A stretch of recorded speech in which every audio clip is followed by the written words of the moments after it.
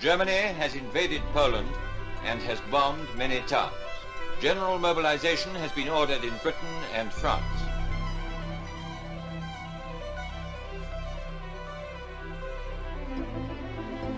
A short time ago, an American airplane dropped one bomb on Hiroshima.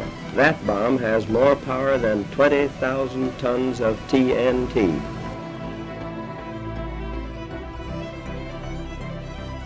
Vietnam is also the scene of a powerful aggression that is spurred by an appetite for conquest.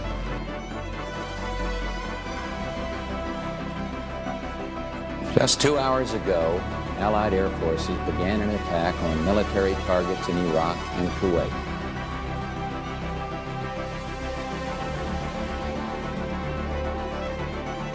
American and coalition forces are in the early stages of military operations to disarm Iraq, to free its people, and to defend the world from grave danger. I'm hopeful that this fighting will not go on for long, and that casualties will be held to an absolute minimum. We have in this past year made great progress, ending the long era of conflict and Cold War. Now I am become death, the destroyer of worlds. I suppose we all thought that. Today, I will teach you how you achieved ruination. Surely, some of you will be like, "Oh, but Genova, my Fallout LARP hasn't prepared me for the atomic rapture. How did the end of days come about? Environmental destruction? Mishandled corrupt politics?" and for that, I will call you a foolish spider monkey adjacent demi-human. It all starts with Hiram Maxim, the founder of the American military-industrial complex, yay, and the savior of my Lockheed Martin stock portfolio. Back in the day, let's say, all of humanity's collective history up until 1884. Warfare and murdering your fellow man for an obese, pale monarch to incorporate a small Bavarian town, aptly named Lamar Krungsdorvenhaven, was a relatively personal matter for your day-to-day line infantry. To further explain in a less vague sense, your average engagement involves guiding Elon's blessed hunter-killer drone swarm into your nation's enemies using a Nintendo Switch. But back in the 1700s, you'd first have the balls to march up with your homeboys in a straight broadside formation, and then take turns firing an inaccurate musket at each other until you eventually get nailed by a rusted steel ball forged by an illiterate blacksmith, or your formation gets decimated by cavalry with lances the size of fucking telephone poles. At least in my own personal preference, modern warfare seems rather cushy compared to the Napoleonic tactics and death marches into defensive formations. It all began in the classical, piss-covered, romantic streets of Paris at the International Exposition of Electricity in 1881. And if you're wondering what was going on there, imagine an autism con tailored to talented, antisocial autists to show off their insane contraptions and silly gizmos. So basically like a furry convention. One of those said autists was a strapping young electrician on his way to becoming the chief engineer of the United States Electric Lighting Company, and was there to show off an electric pressure regulator, whatever the fuck that could be. What?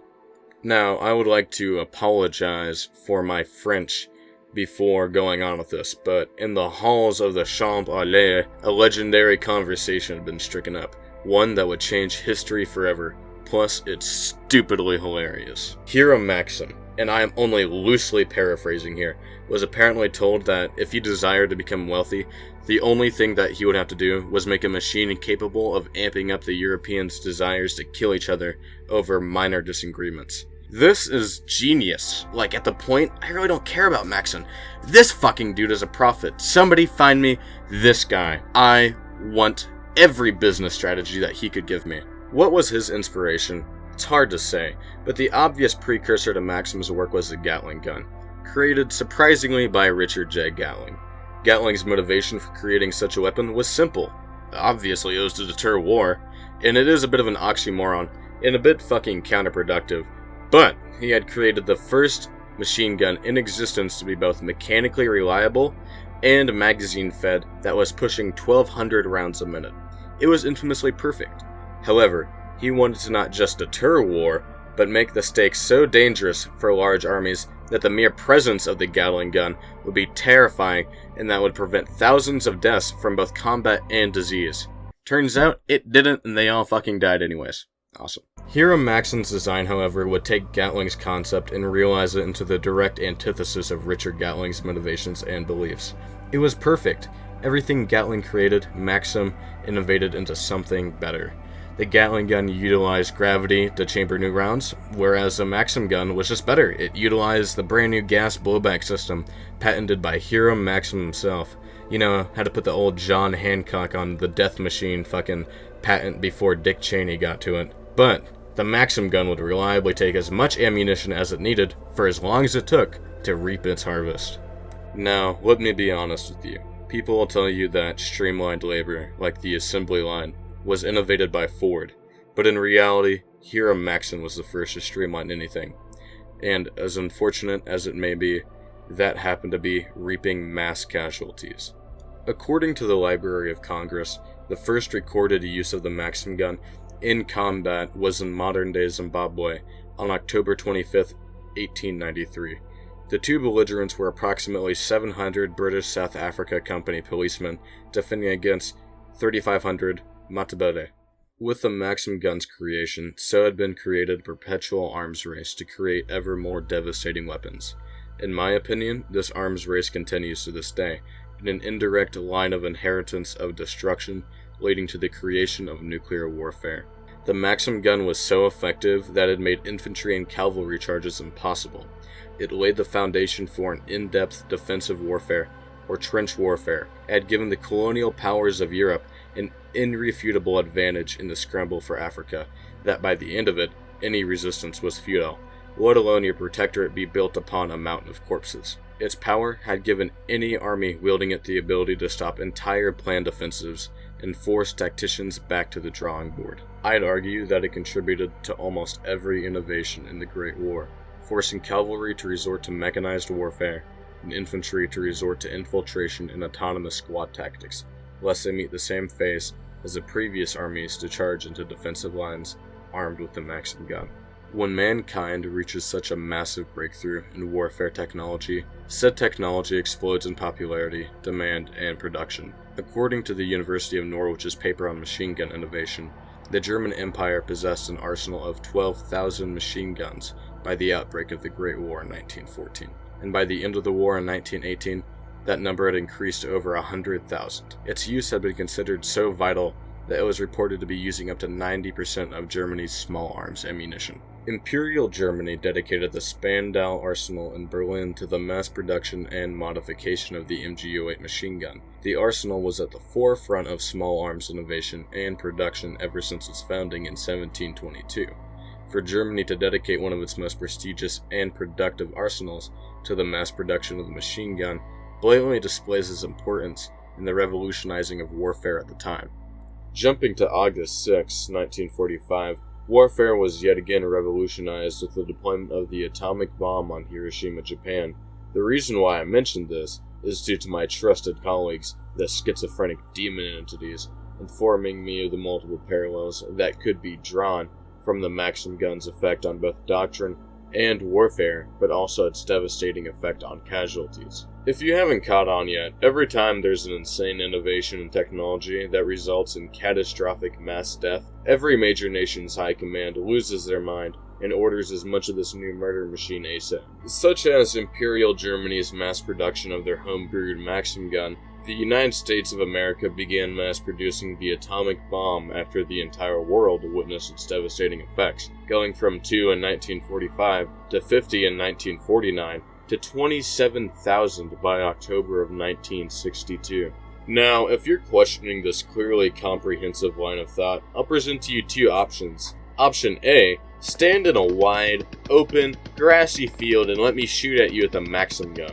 Or option B, be present in a dense urban area while I drop a fucking atom bomb on you. Let's be honest, both of these options are non-beneficial for your personal health and safety. Now that you, the viewer, have been cleansed of your testosterone-sapping soy milk and microplastics, maybe you'll bask in the light of my infinite wisdom. So, like any normal person says, let's look into some statistics and numbers. Yeah, give me.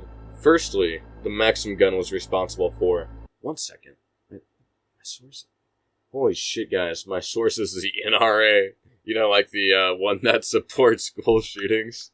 Anyways, bloodthirsty, politically aligned organizations aside, according to the National Rifle Association's prestigious historians, the machine gun was responsible for 20% to 40% of all casualties in World War I. Yeah. According to them, the Great War turned our planet into a slaughterhouse, which goes incredibly hard. However, nuclear warfare leaves nothing to slaughter. By the 1980s, the destructive capacity of nuclear warfare had peaked, with the global stockpile at the time predicted to be capable of destroying more than 40% of urban land worldwide, where it has been reduced approximately to 7% as of 2023. In conclusion, both the desire of governments to possess these weapons at their peak demand and the raw capacity of destruction and the loss of life that they are capable of producing makes the machine gun and nuclear weapons similar in these regards. In my opinion, with the information provided, the world effectively ended the day Hiram Maxim patented his machine gun. His creation had inspired a trend of innovation for the sake of destruction that directly affected the unfathomable advancements of modern warfare in such a brief amount of time. After Maxim's invention was widespread, military research and development had warped into retaliating to rival nations' weapons of mass destruction, not to disable said weapons, but to outdo them and outperform them. Not only will Hiram Maxim be indirectly responsible for the end of humanity, but he's also responsible for the current state of peace between the current world powers, as modern arsenals have reached such a destructive state that any major war would start off with diminishing returns and end with not victories, but who has lost the least. That's all she wrote, I think. Thank you for watching this video. I apologize for my lack of anything lately, but Doom and I have put a lot of effort into this video, and I really hope you enjoyed it. And as always, I'm Shinova. It's been real, and I'll see you around in good health.